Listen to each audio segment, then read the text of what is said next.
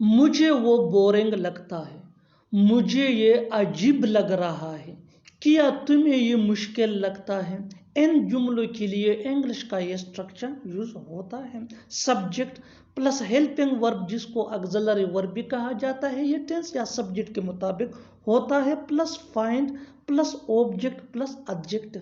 اچھی طرح سمجھنے کے لیے کچھ مثالیں دیکھتے ہیں. مجھے وہ بورنگ لگتا ہے. I find him boring. I find him boring. مجھے یہ عجیب لگ رہا ہے.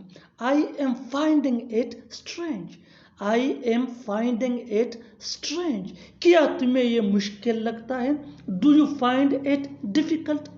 Do you find it difficult? بالکل فارمولے کو ہم سٹیپ بائی سٹیپ فالو کر رہے ہیں. آپ بھی اس فارمولے کے بیس پہ سیکھ سکتے ہیں، بنا سکتے ہیں ایسے جملے انگریزی زبان میں آسانی سے. That can be really help full.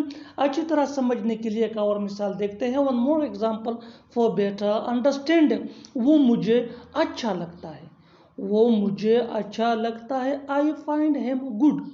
I find him good. اور آخر میں یہ سینٹنس آپ کے لیے کامنٹ سیکشن میں اس کا جواب ضرور دینا.